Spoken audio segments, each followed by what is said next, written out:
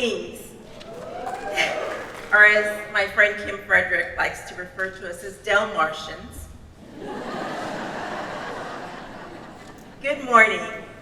It is my honor to introduce this year's recipient for the Dr. Aileen Creighton Award of Teaching Excellence. As most of you know, this is the highest accolade a faculty member can be awarded. If this is your first convocation, we keep the identity of the recipient top secret until the big reveal that will occur in a few minutes. As I describe this year's recipient, I will not refer to a he or a she. Instead, I will use them and their to keep you guessing.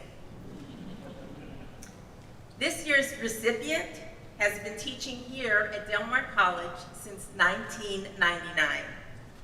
So you will not be surprised when you hear their name, because in all likelihood, you have served on committees with them, or you've participated in campus-wide events, or perhaps you even took a class with them. Their colleagues had many favorable comments to share, such as, on campus and across the state of Texas, this person's life mission is to empower and equip both students and faculty alike in realizing their academic and career goals. This recipient is an exemplar of innovative instruction, dedication to professional growth, and teaching students from diverse backgrounds. And also, they enthusiastically embrace change and seek to adapt teaching to the ever-changing education landscape. It's no surprise that students really like this recipient as well.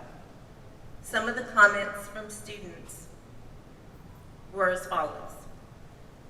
This person is one of the finest college professors I have had the privilege to call my instructor.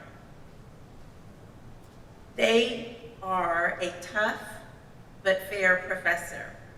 They care for their students and have the ability to read their students and meet them at their level. And also, I haven't had another professor as dedicated and passionate about their classes. This year's recipient exemplifies the best in higher education. This is someone who is committed to student learning, who has an exceptional command of instruction and assessment, and continues their own professional development. So without further ado, I present this year's recipient.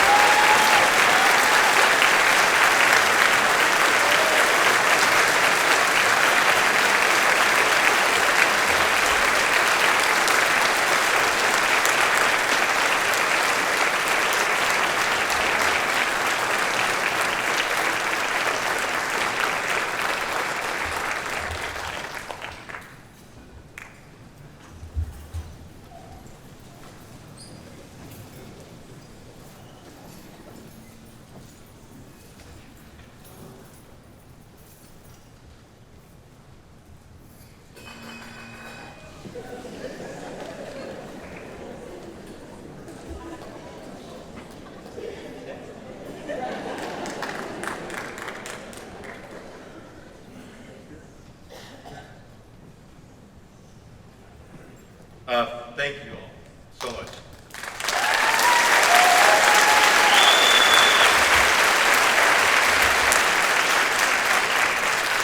I think a lot of what I had planned to say was covered in this video, and I know we have quite a few to get to with Banana Pudding. And one of the great benefits of being married to a speech professor is I have somebody here who is giving me time signals, so just count me down. wrap up like we do in competitions. No, but seriously, it has been an honor to serve this institution, to work with each and every one of you in many capacities, and you have changed me. You have helped me to grow quite a bit. You know, I first came here in 1999, and Amy's one of the first people I met when I walked in the door. And I took one look at her, and I was on a mission. She became my wife. But I also met several other people who were just shown in this slideshow. Sarah Contreras, Jackie Kenshaw, Marla Chisholm, and Barbara Craig. We all worked together teaching speech. And so I had some pretty tough shoes to fill because they were role models, and they were my mentors. Then Mike Anzaldua was also one of my mentors.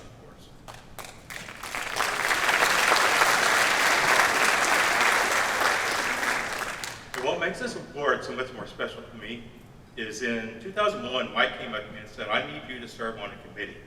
And we know that's a scary word for new faculty. But I said, what's it about? He says, we need to design an award that recognizes our top educators. And so I served on the committee that created the Aileen Creighton Award. And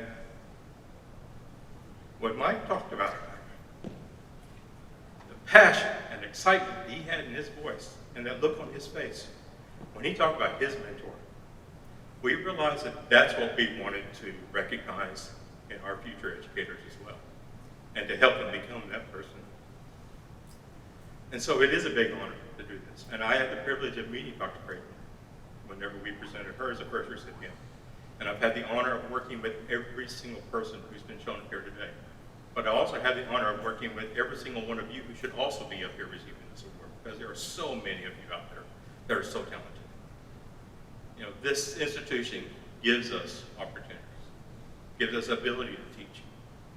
I actually told Amy this morning, you know, I've had 15,000 students come to my classes. She said, you did the math. You're a speech teacher. I said, yeah, it's an estimate, but it's about 15,000 students, over 60,000 speeches.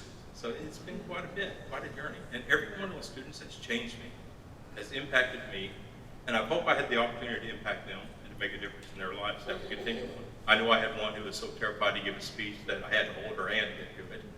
She went on to become a news anchor in a major market because she found her voice. And that's my goal, is to help those students and to help my colleagues find their voice. And one of my favorite quotations that became a basis of my teaching philosophy from Abraham Maslow, where he said, you must have a variety of tools in your toolbox, and the knowledge of when and how to use each one. Because if the only tool you have is a hammer, you're going to treat everything as if it were a nail. Now, first, I liked it because I love hammers and tools.